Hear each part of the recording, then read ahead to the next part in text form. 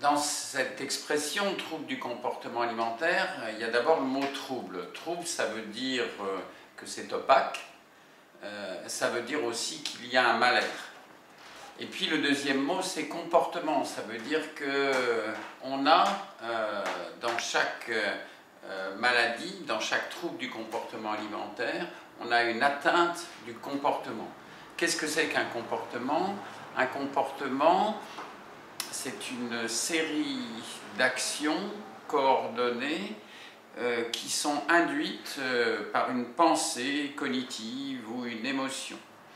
Donc ce qui est en jeu, en fait, c'est une pensée derrière cette habitude qu'a pris le malade dans l'anorexie mentale, dans la boulimie, dans la compulsion, dans les autres TCA.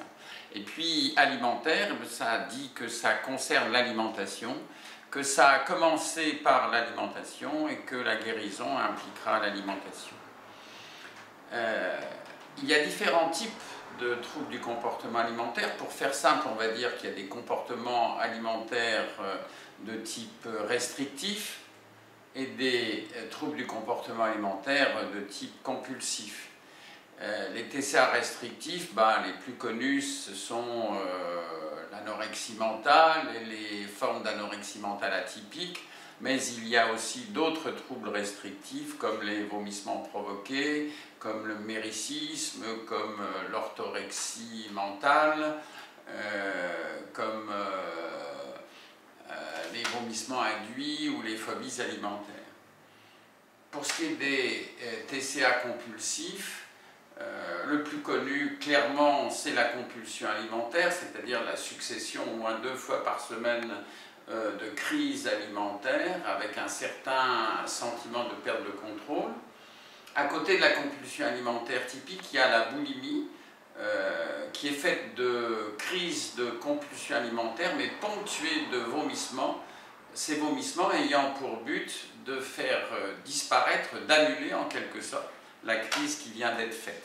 Et ces vomissements vont être provoqués dans le but de ne pas grossir. Au fond, si on essaie d'y réfléchir, derrière chaque trouble du comportement alimentaire, il y a un mot-clé qui est la peur et qui s'associe à un fort besoin de contrôle. Donc, dans le traitement, il faudra prendre en compte à la fois cette peur et ce besoin de contrôle, qui sont sûrement les 2 éléments les plus importants à prendre en compte, qui vont déterminer les choix thérapeutiques qui expliquent finalement le fonctionnement des malades.